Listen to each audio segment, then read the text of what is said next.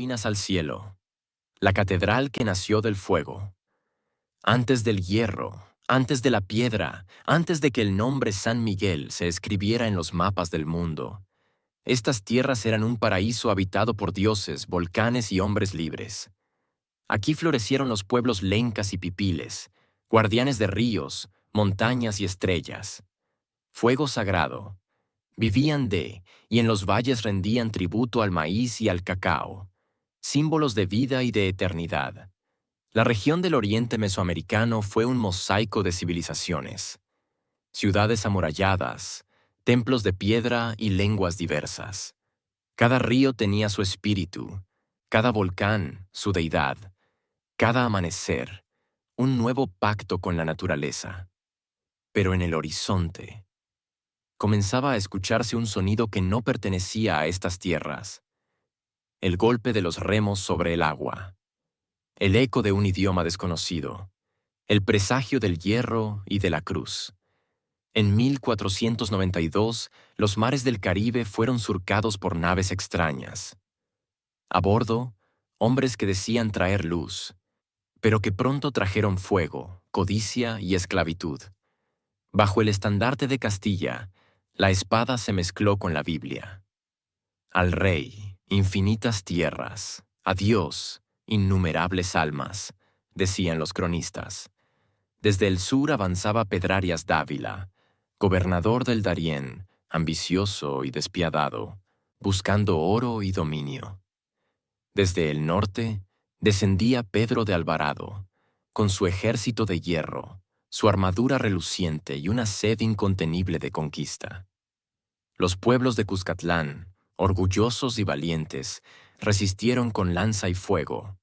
Los pipiles y lencas defendieron su tierra durante meses, hasta que el poder del arcabuz y la caballería impusieron el silencio. En medio de esa guerra sin tregua, el conquistador Pedro de Alvarado comprendió que debía asegurar sus dominios.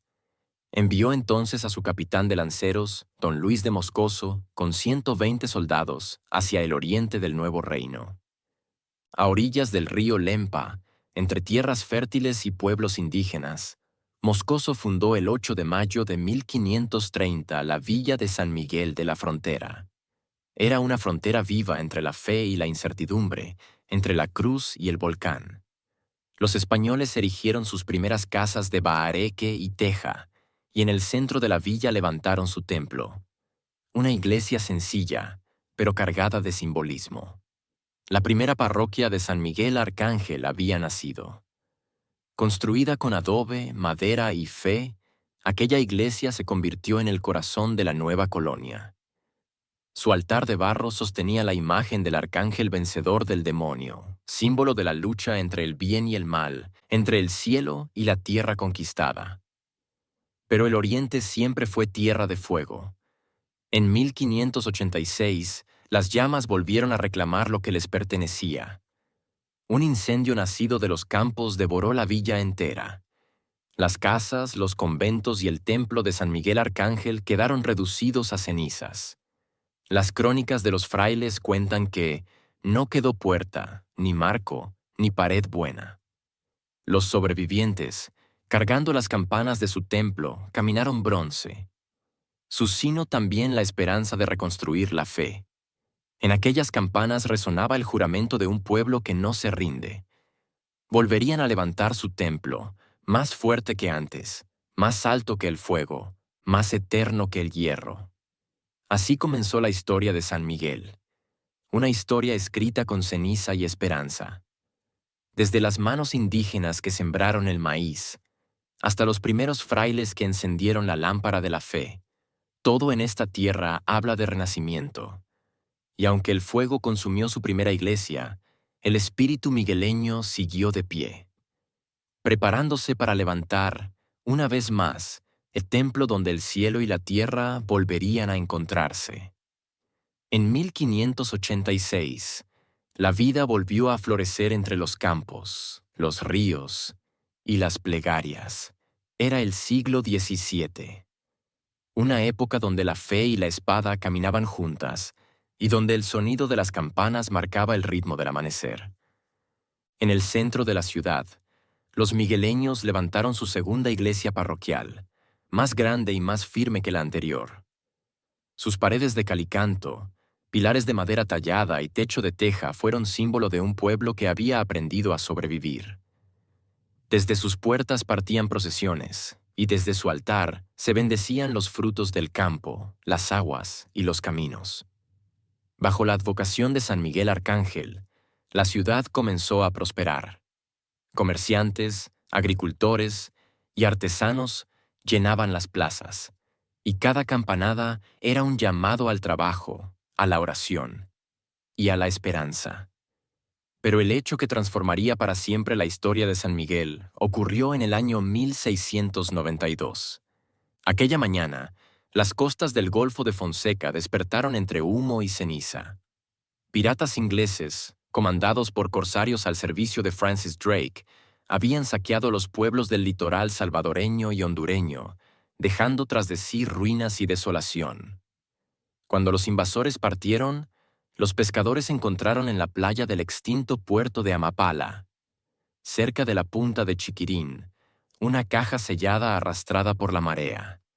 Dentro, una imagen de la Virgen María, de rostro sereno y manos extendidas. Nadie provenía, pero todos sintieron que era un regalo del cielo. Decidieron llevarla hasta la capital, San Salvador, sobre el lomo de un burrito, pero el destino tenía otros planes. Al llegar a la plaza central de San Miguel, el 21 de noviembre de 1692, el animal se detuvo frente a la iglesia y se negó a avanzar. Los pobladores intentaron moverlo una y otra vez, pero el burrito permaneció inmóvil, mirando hacia el altar. Fue entonces cuando la tierra, pero también la adoraban. En las cimas encendían un destino. En hombros, nuevo. Llevaban, no, solo, hacia, levantado. San Miguel, de emplazamiento nuevo, tras, incendio. Decid que sabía de dónde. Comprendieron el mensaje. La Virgen había escogido quedarse en San Miguel. Desde aquel día fue venerada como Nuestra Señora de la Paz, patrona y protectora de la ciudad. Pasaron casi 100 años. En la madrugada del 21 de septiembre de 1787, el volcán Chaparrastique rugió como un gigante. Las entrañas de la tierra se abrieron y un río de fuego descendió hacia la ciudad. La gente, desesperada, corrió hacia la iglesia, donde se guardaba la imagen de la Virgen de la Paz. El párroco de entonces, Pro. Julián Felipe Zelaya, junto al vicario Félix José Rodríguez de Palacios y los coadjutores Antonio Díaz del Castillo y José Antonio Lacayo, ordenaron sacar la imagen a la puerta principal del templo. La colocaron frente al volcán, y el pueblo entero cayó de rodillas. En ese momento ocurrió lo que los migueleños recordarían por siglos. La lava cambió de rumbo. Desvió su curso hacia el sur, cubriendo la laguna de El Jocotal y dejando intacta la ciudad. Cuando el humo se disipó, una palma blanca de nubes y fuego se elevó sobre el cráter. Desde entonces, la Virgen fue coronada con una palma en su mano, símbolo de la paz concedida y del milagro patente que salvó a San Miguel. Los migueleños juraron mantener su devoción perpetua, y desde entonces, cada 21 de noviembre, las campanas repican con la misma esperanza: recordar el día en que la fe detuvo al fuego. Entre el hierro y la espada, entre la guerra y el fuego, el pueblo de San Miguel encontró su fuerza en la fe. La Virgen de la Paz no solo es un símbolo religioso, es la memoria viva de una ciudad que se salvó a sí misma creyendo. 3 siglos habían pasado desde la fundación de San Miguel. La ciudad se había expandido. Sus calles eran amplias, su comercio próspero y su espíritu inquebrantable. Pero el viejo templo colonial, el que había resistido incendios, temblores y siglos, ya no bastaba para contener la fe de un pueblo que soñaba en grande. En el corazón del siglo XIX, el país buscaba su identidad. En medio de revoluciones y esperanzas, un hombre miró hacia su tierra natal y quiso dejar una huella eterna. Gerardo Barrios, presidente de El Salvador, hijo orgulloso del Oriente, visionario y modernizador, decidió que San Miguel tendría un santuario digno de su historia y su patrona. El 21 de noviembre de 1862, en el marco de las fiestas patronales dedicadas a Nuestra Señora de la Paz, el presidente Barrios, rodeado de autoridades civiles y eclesiásticas, colocó la primera piedra de lo que sería la Catedral Basílica de San Miguel.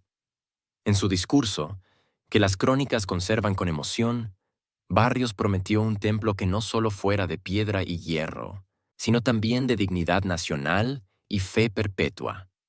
Para iniciar la obra, fue necesario demoler el antiguo templo colonial que durante 3 siglos había sido el alma espiritual de la ciudad. Los migueleños despidieron aquellas paredes con lágrimas y oraciones, sabiendo que sus cenizas darían paso a una obra inmortal. Lo que siguió fue una epopeya de 100 años. A lo largo de generaciones, la catedral fue levantándose piedra a piedra, testigo silencioso de guerras, terremotos, dictaduras y renacimientos. El hierro que sostiene su estructura vino desde Bélgica en 1926, transportado en barco hasta el puerto de La Unión, y desde allí llevado en carretas tiradas por bueyes hasta el corazón de San Miguel. Las campanas fundidas en Alemania llegaron a mediados de los años 30 y aún hoy repican con el mismo eco metálico. Los vitrales, elaborados por artesanos de México, filtran la luz del trópico en un caleidoscopio de colores que bañan el altar. Y el altar mayor, una joya tallada en mármol blanco traído de Italia, fue instalado en los años 50 como símbolo de pureza y eternidad. En los años 20, la obra tomó un nuevo impulso bajo la dirección del ingeniero filipino Alberto C. Geraldo, un visionario que combinó la estética gótica con el espíritu tropical. Fue él quien diseñó las torres gemelas de 57 metros de altura, coronadas con cruces que se convirtieron en el punto más alto del oriente salvadoreño. Desde entonces, cada migueleño que levantaba la vista al cielo podía ver, entre la niebla del amanecer, las agujas metálicas brillando como lanzas de luz. Décadas pasaron. Padres, hijos y nietos participaron en la construcción. Algunos donaron dinero, otros, trabajo o materiales. Las familias migueleñas tejieron su historia alrededor del templo. Cada ladrillo llevaba un nombre, cada columna, una plegaria pueblo, resistiendo los temblores de 1917 y 1951, y acompañando los nuevos aires de modernidad que transformaban la ciudad. Finalmente, en 1962, exactamente un siglo después de la colocación de la primera piedra, la obra fue concluida y consagrada con solemnidad. El impulso decisivo vino de un joven sacerdote migueleño, Monseñor Óscar Arnulfo Romero, quien antes de convertirse en arzobispo y mártir, sirvió como párroco en la diócesis de San Miguel. Su liderazgo pastoral, su orden y su devoción encendieron el último tramo de la obra y la entrega final al pueblo. Con sus 25 metros de altura, su fachada blanca y su cúpula majestuosa, la catedral se convirtió en el orgullo del oriente salvadoreño. No era solo un edificio, era el testimonio de un siglo de fe, un poema de piedra que el pueblo migueleño escribió con paciencia y esperanza. El hierro vino de Bélgica, el mármol, de Italia, el vidrio, de México. Pero el espíritu vino de San Miguel, porque esta catedral no fue construida con manos, sino con corazones. Cada campana que suena recuerda a los que soñaron con verla terminada, a los que murieron antes de verla alzarse, y a los que aún se detienen en la plaza para mirarla con orgullo. La ubicación actual de la catedral fue elegida 2 veces a lo largo de la historia. La catedral fue creciendo al ritmo del primera elección, 1586. El traslado tras el incendio, Después del incendio que destruyó la antigua villa de San Miguel de la Frontera en 1586, los vecinos, frailes y autoridades coloniales buscaron un terreno más seguro, alejado de las zonas propensas a incendios y con mejores fuentes de agua. Guiados por los franciscanos y las autoridades del cabildo, los sobrevivientes trasladaron la población al sitio actual, en un valle amplio al pie del volcán Chaparrastique. Allí se construyó la segunda iglesia parroquial, justo en el centro del nuevo trazado urbano, frente a la Plaza Mayor, como dictaban las leyes de Indias para la organización de ciudades coloniales. Así, el lugar donde hoy está la catedral fue establecido originalmente como el corazón religioso y civil de la nueva ciudad desde fines del siglo XVI. Segunda elección, 1862. El emplazamiento definitivo de la catedral moderna. 3 siglos después, en 1862, cuando el presidente Gerardo Barrios decidió construir un nuevo templo en honor a la Virgen de la Paz, eligió exactamente el mismo solar donde había estado el antiguo templo colonial. Esta decisión no fue casual. Barrios quería mantener la continuidad espiritual e histórica del pueblo, erigiendo la nueva catedral sobre los cimientos sagrados del templo que había sido testigo del milagro patente. 1787. La colocación de la primera piedra el 21 de noviembre de 1862, frente al Parque Guzmán, entonces Plaza Mayor, fue un acto profundamente simbólico. El nuevo templo nacería del mismo suelo donde los antepasados habían rezado durante 3 siglos. La catedral no tuvo un único arquitecto, sino una evolución arquitectónica en varias etapas que reflejan el paso de un siglo completo de construcción, 1862 a 1962. Primeros planos, 1862 a 1870. El diseño inicial.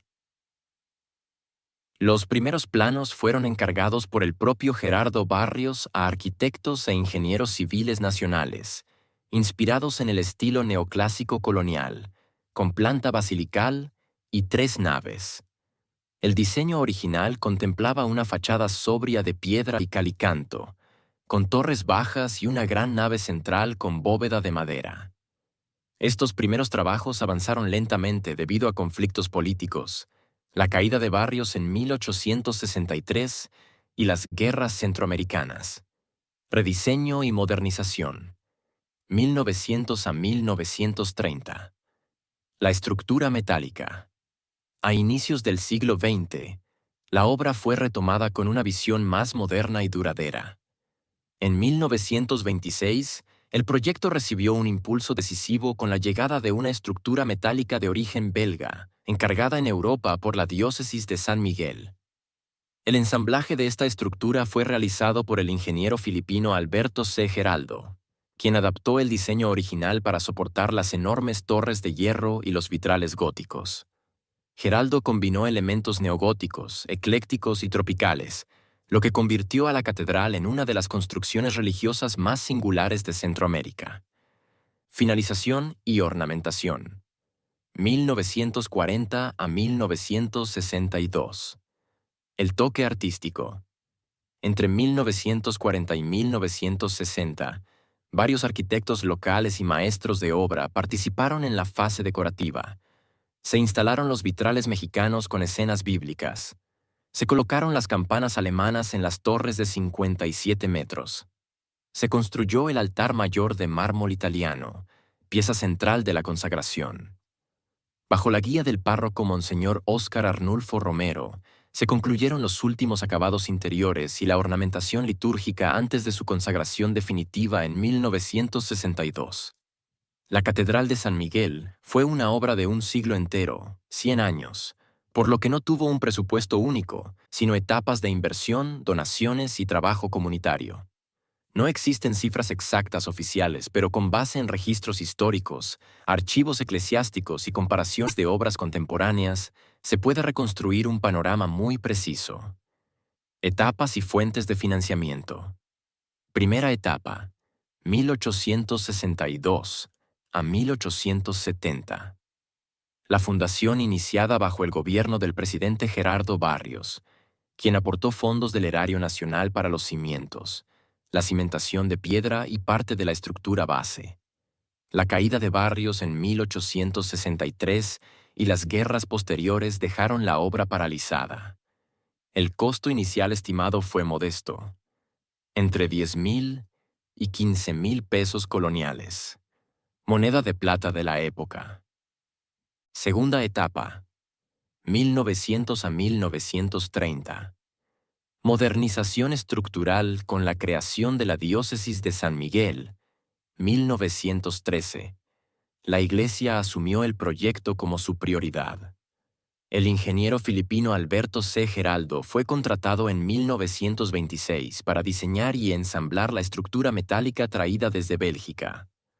Solo el transporte y montaje de esa estructura costó más de 100,000 colones, equivalente a cientos de miles de dólares actuales, financiado por colectas parroquiales, donaciones de familias migueleñas y ayuda del Estado. Tercera etapa, 1940 a 1962. Acabados y ornamentación. Incluyó la compra e instalación de vitrales mexicanos, 10,000 colones aproximadamente. Campanas alemanas, importadas desde Hamburgo. Altar de mármol italiano. Donación de benefactores salvadoreños residentes en Italia. Muebles y esculturas de talleres locales y guatemaltecos. El costo total de la obra completa, en equivalencia moderna, superaría fácilmente los 2 millones de dólares actuales, considerando materiales, transporte marítimo, mano de obra y mantenimiento durante 100 años. La Catedral de San Miguel no se construyó con dinero de un solo gobierno ni de un solo obispo, sino con la fe, el trabajo y los aportes de generaciones enteras de migueleños. La consagración oficial se realizó en el año 1962, coincidiendo con el centenario de la colocación de la primera piedra, 1862. Fue organizada por la Diócesis de San Miguel, entonces bajo la dirección del obispo Monseñor Juan Antonio Dueñas y Argumedo, con apoyo pastoral de Monseñor Óscar Arnulfo Romero, quien servía como sacerdote diocesano y colaboró activamente en los preparativos. El evento marcó el cierre simbólico de un siglo de esfuerzo colectivo. La inauguración fue una gran celebración religiosa y cívica, con procesiones, misas, repique general de campanas y participación de autoridades de todo el país. Según crónicas parroquiales y testimonios orales, las calles principales fueron adornadas con banderas, flores y arcos de palma. La imagen de Nuestra Señora de la Paz fue trasladada en procesión desde su camarín hasta el nuevo altar mayor. Miles de fieles de los departamentos de San Miguel, Morazán, La Unión y Usulután se congregaron en la plaza. La misa solemne fue celebrada con coro, órgano y banda sinfónica, transmitida por Radio San Miguel y recogida por periódicos nacionales como El Diario de Hoy y La Prensa Gráfica. En su consagración, la catedral fue declarada oficialmente Basílica Santuario de Nuestra Señora de la Paz, convirtiéndose en el templo más alto del oriente salvadoreño, 25 metros de altura interior, torres de 57 metros. El acto culminó con un repique simultáneo de campanas y la entonación del himno Salve Reina de la Paz. El sitio donde hoy se levanta la catedral fue elegido 2 veces, primero por los sobrevivientes del incendio de 1586 y luego por el presidente Gerardo Barrios, 3 siglos después. Él quiso que el nuevo templo naciera sobre los mismos cimientos rezado, como si las piedras mismas conservaran la memoria de la fe.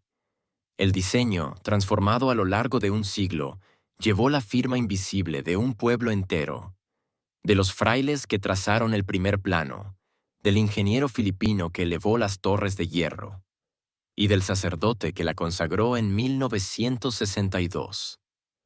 La Catedral de San Miguel no fue hecha por un solo hombre, sino por generaciones que creyeron que la fe podía volverse arquitectura, que la esperanza podía alzarse en piedra y mármol. Si te ha gustado este viaje por nuestra historia, únete a esta comunidad, dale me gusta, y sigamos descubriendo juntos las huellas que el tiempo dejó en El Salvador. Cuéntanos en los comentarios, ¿qué significa para ti la Catedral de San Miguel? ¿Fe, historia o memoria? ¿Dónde? San Miguel había